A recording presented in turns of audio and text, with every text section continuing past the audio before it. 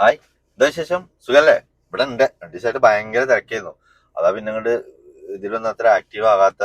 മറ്റേ ആ പരിപാടിയുടെ വീഡിയോസ് മാത്രമേ ഞാൻ ഷോർട്ടായിട്ട് ഇങ്ങനെ ഇട്ടിട്ടുള്ളൂ. അങ്ങനെ നമുക്ക് കിട്ടിയൊരു അവാർഡ് കണ്ടില്ലേ? കിട്ടി. എന്തായാലും അവാർഡ് കിട്ടിയതിനേക്കാൾ കൂടുതൽ പിന്നെ അവിടെ പോയിട്ട് ഒരുപാട് ആളുകളെ കണ്ടു, സംസാരിച്ചു. എല്ലാവരോടും നല്ല സ്നേഹത്തിൽ തന്നെ അങ്ങോട്ടും ഇങ്ങോട്ടും ഒക്കെ സംസാരിച്ചപ്പോ തന്നെ മനസ്സിനും മൈൻഡും ഒക്കെ നല്ല ഫ്രീ ആയി. എന്തായാലും ആ ഒരു ദിവസം പൊളിയായിരുന്നു. പിന്നെ ചിലർക്കൊന്നും തീരെ സമാധാനം തന്നെയല്ല എനിക്ക് എന്തിനാ അവാർഡ് തന്നെന്നുള്ളത്. ഒരു ഇൻബോക്സിൽ വന്നിട്ട് അല്ല എനിക്കിപ്പോ എന്തിനാ അവാർഡ് കിട്ടിയത്. അപ്പൊ ഞാൻ പറഞ്ഞു ഇപ്പൊ ഒരിക്കലും സമാധാനം ആയിക്കോട്ടെ. കാരണം എന്താ വെച്ചിട്ടുണ്ടെങ്കിൽ എനിക്കിപ്പോ അവാർഡ് കിട്ടുമോ നോക്കിയിട്ട് നടക്കണ പോലെ മുമ്പില് ഒരു അവാർഡ് കിട്ടുക എന്ന് പറയുമ്പോ അതൊക്കെ വലിയ സംഭവം തന്നെയാണ്. സഹിച്ചൂല. ഞാൻ എന്തായാലും ഓല് വന്ന് ചോദിച്ചേക്കന്നെ ഞാൻ പറഞ്ഞോളൂ ഒന്നിനും ഇല്ലടാ, അത് ജാസിന്റെ ഗർഭേ കലക്കി കൊടുത്തിരുന്നു. കാരണം കുട്ടിക്ക് വളർച്ച കമ്മിയായിരുന്നു. അപ്പൊ ഞാൻ എന്ത് ചെയ്തു, അതുകൊണ്ട് അബോഷൻ ആക്കിച്ചു. അപ്പൊ അതിനായി നാട്ടിലൊക്കെ പട കൂടിയിട്ട് തന്നതാ, വേറെ ഒന്നും അല്ലായിരുന്നു. ഓൽക്കൊരു സമാധാനം ആയിക്കോട്ടെ, ഇത് എന്തിനാ കിട്ടിയെന്നുള്ളത് ഞാൻ എടുത്ത് പറയണ്ടല്ലോ. ചിലരൊക്കെ വിചാരം ഞാൻ വെറും ജാസിന വീഡിയോ മാത്രമേ ചെയ്തിട്ടുള്ളൂ എന്നാണ്.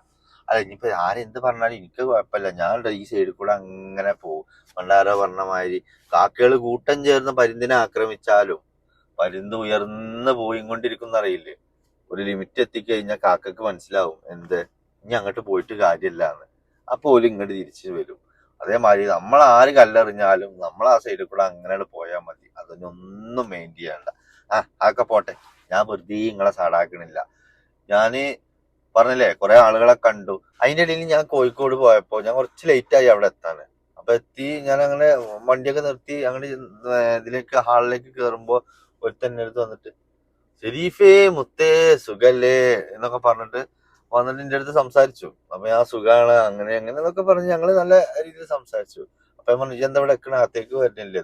അല്ല, ഞാൻ കുറച്ച് ആളുകളെ അങ്ങനെ നോക്കി നിൽക്കുകയാണ്. ഞാൻ ഇവരൊക്കെ കാണാൻ വേണ്ടിയിട്ട് 9 മണിക്കുള്ള പരിപാടിക്ക് 8 മണിക്ക് തന്നെ ഞാൻ വന്നിക്കണം. അപ്പോ ഇവരൊക്കെ കാണാൻ പറ്റുമോ നോക്കട്ടെ.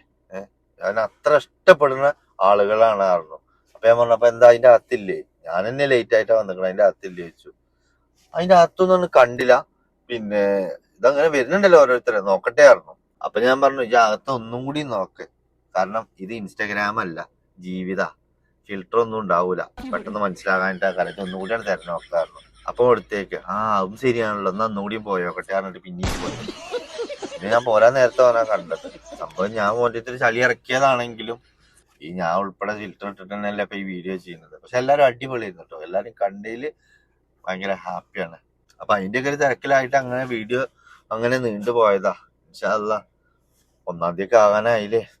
25 തന്നെ ഇനിയിപ്പോ 26 ആരോടൊക്കെ തല്ലുമുടി ഉണ്ടാക്കണമെന്ന് ഒരു പിടുത്തമല്ല.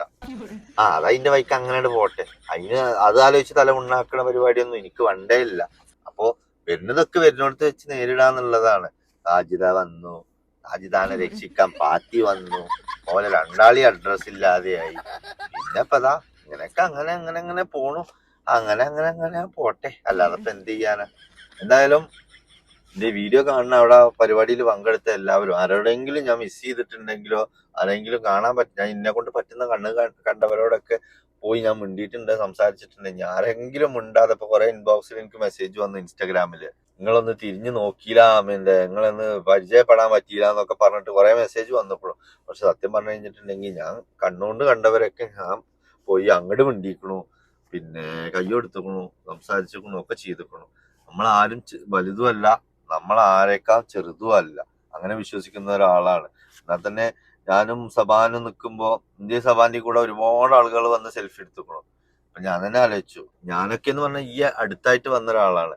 സബാനൊക്കെ പറഞ്ഞിട്ടുണ്ടെങ്കിൽ ഇന്നേക്കാ എത്രയും മുമ്പ് ഓൻ്റെതായ കഴിവ് തെളിയിച്ചിട്ടുള്ള ഒരു വ്യക്തിയും കൂടിയാണ്. എന്നിട്ടും സബാനെ ഇനിയൊക്കെ ഒരുമിച്ച് നിർത്തിയിട്ട് അവരൊക്കെ സെൽഫി എടുക്കുമ്പോ എനിക്ക് തന്നെ മനസ്സിക്ക് വല്ലാത്തൊരു സന്തോഷമായി. എന്താന്ന് ചോദിച്ചിട്ടുണ്ടെങ്കിൽ സബാനെ പോലെ ഇത്രയും ടാലന്റുള്ള ഒരാളുടെ കൂടെ നിർത്തിയിട്ട് നമ്മളെ കമ്പയർ ചെയ്തിട്ട് ഓരോ ആളുകൾ സംസാരിക്കുമ്പോൾ അതൊക്കെ വലിയൊരു സന്തോഷം തന്നെയാണ്. അത് നിങ്ങൾക്ക് പറഞ്ഞാൽ മനസ്സിലാവുമെന്ന് എനിക്കറിയില്ല. പക്ഷെ എന്നെ സംബന്ധിച്ചിടത്തോളം വലിയൊരു സംഭവം തന്നെയാണ്. ഞാനൊക്കെ ഈ അടുത്ത് വന്ന ആളല്ലേ, അതുകൊണ്ടുള്ള ഒരിത്. പിന്നെന്താന്ന് ചോദിച്ചിട്ടുണ്ടെങ്കിൽ പരിപാടിക്ക് പങ്കെടുക്കാൻ വന്ന ആളുകൾക്കൊക്കെ അതിൻ്റെതായ ക്വാളിറ്റി ഉള്ള ആളുകളെയാണ് ഈ WCC തെരഞ്ഞെടുത്തിട്ടുള്ളത് എന്നുള്ളതാണ് ഏറ്റവും വലിയ ഹൈലൈറ്റ്. അത് മറ്റൊന്നും കൊണ്ടല്ല, എങ്ങനെ ഒരു ആളോട് സംസാരിക്കണം, എങ്ങനെ പെരുമാറണം എന്നുള്ള സകല ബോധമുള്ള ആളുകളെയാണ് ആ പരിപാടിക്ക് അവർ ക്ഷണിച്ചിട്ടുള്ളത്. അതുകൊണ്ട് തന്നെ ഈ പരിപാടി നല്ല രസമുള്ളതും ഭംഗിയായിട്ടും സന്തോഷത്തോടു കൂടിയും അവിടെ നടക്കാനുള്ള ഏറ്റവും മെയിൻ കാരണം അതാണ്. എന്തായാലും ഈ തിരക്കൊക്കെ കഴിഞ്ഞിട്ട് ഇൻഷാ അള്ളാ ഞാൻ വീഡിയോ ചെയ്യുക. അപ്പോൾ 2025 അങ്ങനെ കഴിഞ്ഞു. ഇനി 2026 ആരോടൊക്കെയാണ് തല്ലും പിടിച്ചെങ്കിൽ ഓലേറ്റ് ഞാണ്ട് വരട്ടെ കേട്ടോ. എന്നാ പിന്നെ അങ്ങനെ ഓക്കെ, ബൈ.